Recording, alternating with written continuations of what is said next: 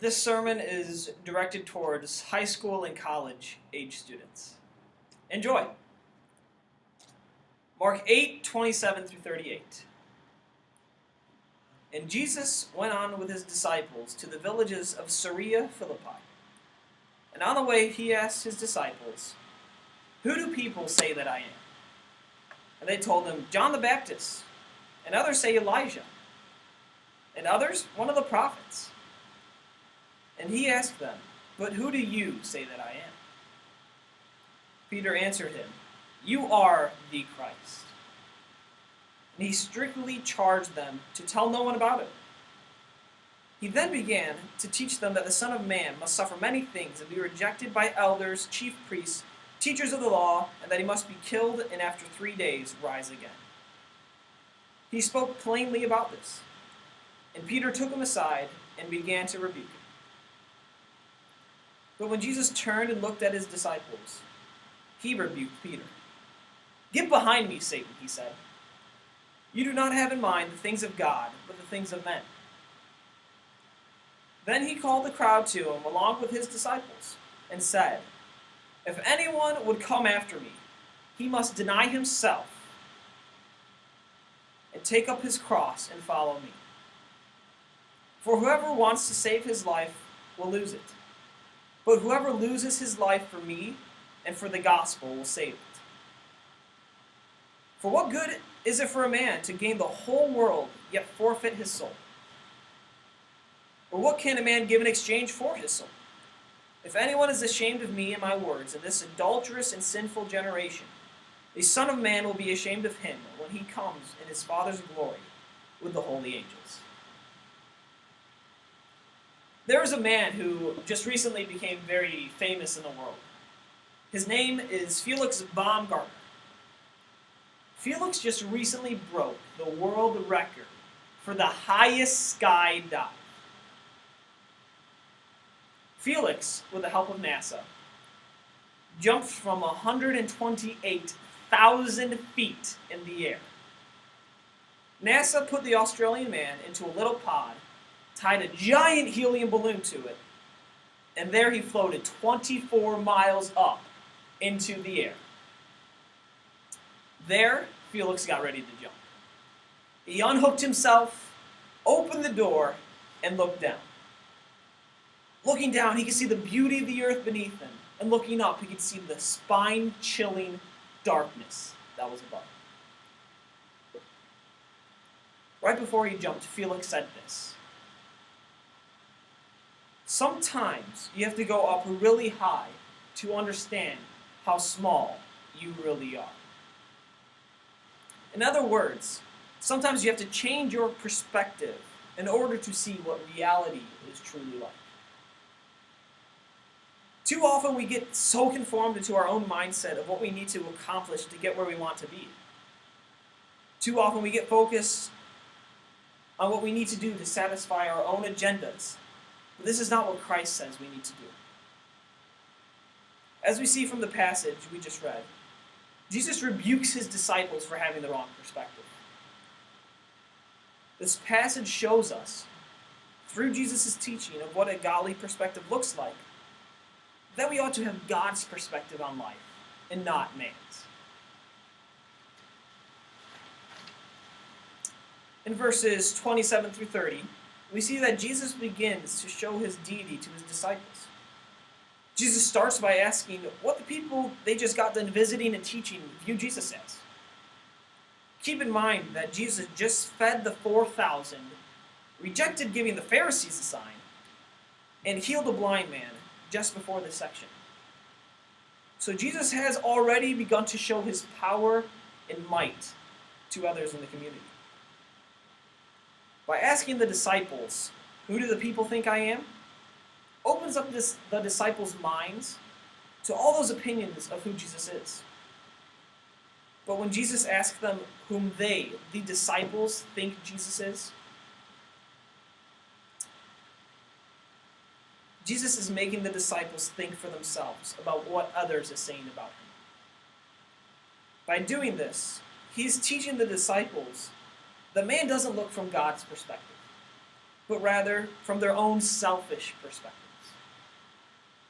Jesus is showing the disciples that he is more than what the people think that he is. And that they, the disciples, are right. They actually do know the truth. Jesus starts to and needs to reaffirm the disciples on their beliefs and own perspective about Jesus. Because there have been so many other opinions being tossed around that they needed the clarification. In verse 32, we see that Jesus has been speaking clearly towards his disciples and the crowd. Yet Peter calls Jesus over and begins to rebuke him. How Jesus reacts to Peter is essential to understanding Jesus.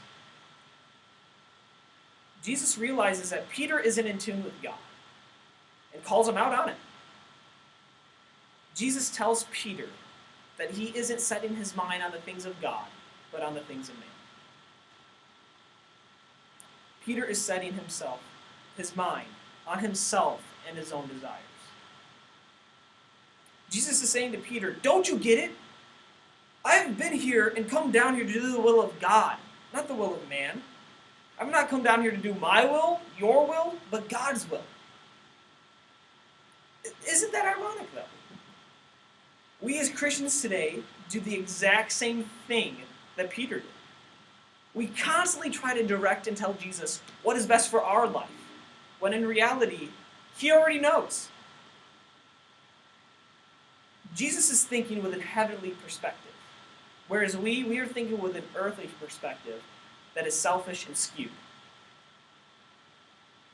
We have it all mixed up. Yet Jesus provides a remedy for this dilemma. In verses 34 through 38, Jesus is speaking to the crowds and the disciples at the same time. He is teaching both of the groups of people. What Jesus says here is the main point and the essential point of the passage. Jesus is saying to the people that there is no other way but Jesus. No other way but him. One must pick up their cross and follow him. Picking up your cross doesn't mean that you have to bear a burden your whole life. In fact, Jesus is teaching that is actually freedom. See, the cross was a symbol for death. Anybody that was bearing or carrying their cross was on their way to die. So when Jesus says, deny yourself and take up your cross, he is saying, submit yourself to me. Die to yourself and live for me. Jesus extends on this radical thought with the use of rhetorical questions. These rhetorical questions are the questions that involve a new perspective on life. And the point that Jesus is making from these perspectives and these questions is that people need to change the way that they are thinking. They need to change their perspective. What benefit is it for man to get everything he ever wanted out of life, and yet sell his soul to the devil for it? What can a man give in return for that soul back? The answer is simple. It's nothing. Yet we are just like the people Jesus is speaking to. We constantly look at life through an earthly perspective, seeing what we can gain from it. And what good does that do? We constantly try to build up our pride and think of ourselves as the reason that the earth is turning. And yet, where does that get us in life? We've all been there. We all have lost our sense of perspective. I remember growing up, the character of King David from the Old Testament was my favorite character in the Bible. I grew up loving him. He was the man in my life. If there was anybody that I wanted to be, it was King David. Maybe because we share the same name, but I don't know. And as a sixth grader, as I got older though, I began to learn that King David was a man that was after God's own heart. And as a sixth grader, I took a lot of encouragement from that.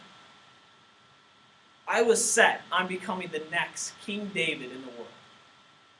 My goal was to get people in my life around me to say that about me. To say that David Cahoon is a man that is after God's own heart. It's 3:30. Thank you. As I continued to get older, though, and grew into high school, I realized that the more Christian I looked around people, the more that they would think that I was a man that was after God's own heart. This thought soon consumed my lifestyle. I was constantly looking for ways to show off to people, to show off my goodness and awesomeness. Yet, whenever I was alone, I was the farthest thing away from myself. I constantly thought of myself as being better than everyone else, and that I could do anything better than anybody. Pride was building up inside of me, and I didn't even notice. I didn't even care to look. We've all been there. We've all had the wrong perspective on life. Yet Jesus commands us to change our perspective. Jesus tells us to not be the person that has a mirror plastered in the front of their face, constantly looking into their own selfish desires of their, but to be looking at life through binoculars and seeing what God's heart and His desires are like.